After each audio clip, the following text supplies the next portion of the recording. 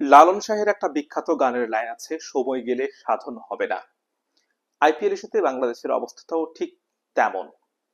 এর আগে আইপিএল থেকে কয়েকবার ডাক পেয়েছিলেন তাসকিন আহমেদ, কিন্তু একবারও তাকে এনওসি দেয়নি বিসিবি। সেজন্য তার আইপিএল খেলা হয়নি। এবার কিন্তু এনওসি নিয়ে কোনো সমস্যা নেই। আইপিএল এর ডাক পাওয়ার আগেই সেটা নিয়ে তিনি কথা বলেছেন, বোর্ডের কোনো আপত্তি নেই। মানে এনওসি আইপিএল এর ডাক পাওয়ার আগে বলা যায় যে এনওসিটা নিয়ে নিয়েছেন, এক এক প্রকার বলা যায়। কিন্তু ডাক পাননি এখনো। যদি এর আগের বার এমন কাণ্ড না ঘটতো তাহলে কিন্তু আমার মনে হয় না তাসকিনকে একদম তীর্থের কাকের মতো আইপিএল এ সুযোগ পাওয়ার জন্য অপেক্ষা করতে হতো। গত আসরগুলোতে তিনি যদি খেলতে পারতেন, বিসিবি যদি আইপিএল ফ্র্যাঞ্চাইজির ডাকে সাড়া দিয়ে তাকে এনওসি দিতেন, আইপিএল খেলার সুযোগ দিতেন, তাহলে মনে হয় তাসকিন আহমেদ, মুস্তাফিজুর রহমান, সাকিব আল হাসানদের মতো নিয়মিত মুখ হতে পারতেন। আমি বলছি না যে তিনি হতে পারতেন। তো এবার কিন্তু আসলে তাসকিনের এনওসি নিয়ে কোনো সমস্যা নেই। তিনি গত 2 দিন আগে একটা ইন্টারভিউতে বলেছিলেন বা গণমাধ্যমের মুখোমুখি বলেছিলেন যে আসলে যদি সুযোগ থাকে এনওসি দেওয়া হবে তাকে। কিন্তু এখনো সেই সুযোগটা পাচ্ছেন না। আমরা খুব করে চাই যে তাসকিন আহমেদ এবার কোনো দল তার প্রতি আগ্রহ প্রকাশ করুক এবং তিনি আইপিএল খেলুক, তার আইপিএল এর স্বপ্নটা পূরণ হোক। তিনি বলেছিলেন যে লখনৌ সুপার জায়ান্টস তার সঙ্গে যোগাযোগ করেছেন। লখনৌ 4 জন পেসার কিন্তু ইনজুরিতে আছে। শার্দুল ঠাকুরকে হয়তো তারা নিতে পারেন।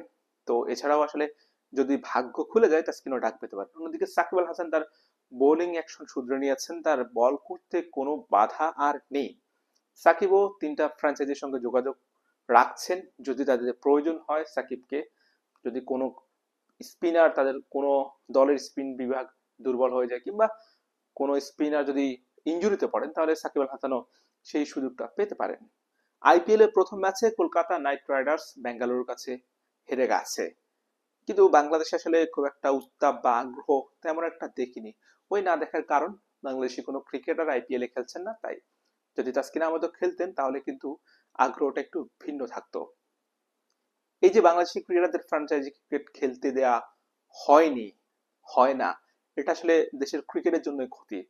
আপনি যত যাই বলেন না কেন, আইপিএল বিশ্বের সবচেয়ে বড় লিগ এবং বিশ্ব ক্রিকেটে আইপিএল অন্যরকম একটা দাপট আছে। এখানে ক্রিকেটাররা খেললে তারা আসলে এখানকার যে উইকেট, যে কন্ডিশন, যে মোমেন্টাম, এটা আসলে ইন্টারন্যাশনাল ক্রিকেটে অনেক বেশি হেল্প করে। যেটা আমরা দেখতে পাচ্ছি যে সম্প্রতি আমরা নিউজিল্যান্ড দিকে খেয়াল করি যে নিউজিল্যান্ড তাদের মেইন প্লেয়ার গুলোকে আইপিএল খেলার জন্য ছাড় দিয়েছেন। অন্যদিকে তারা তাদের ব্যাকআপ প্লেয়ারকে দিয়ে তারা সিরিজ খেলছে। তো সেই জায়গা থেকে আসলে বাংলাদেশ তাদের জিম্বাবুয়ের বিপক্ষে সিরিজ খেলার জন্য মোস্তাফিজকে নিয়ে আসা হয়েছে, আয়ারল্যান্ডের বিপক্ষে সিরিজ খেলার জন্য তাসকিনদেরকে এনওসি দেওয়া হয়নি। এরকম অনেক ঘটনা আছে যে দুর্বল দলগুলোর বিপক্ষে খেলার জন্য তাসকিন, সাকিব, লিটনকে ফিরিয়ে আনা হয়েছে। এক্ষেত্রে আসলে কি হয়েছে যে আসলে এই ক্রিকেটারদের মনোবল ভেঙেছে।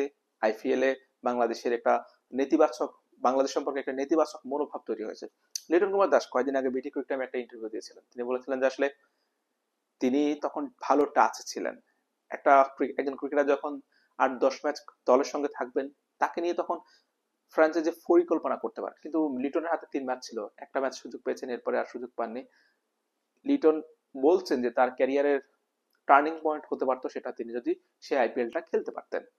তিনি এটাও বলেছেন যে সাকিব আল হাসান, মুস্তাফিজুর রহমানরা বিশ্ব ক্রিকেটে অনেক এগিয়ে গেছেন, কারণ এর পেছনে আইপিএল এর প্রভাব রয়েছে।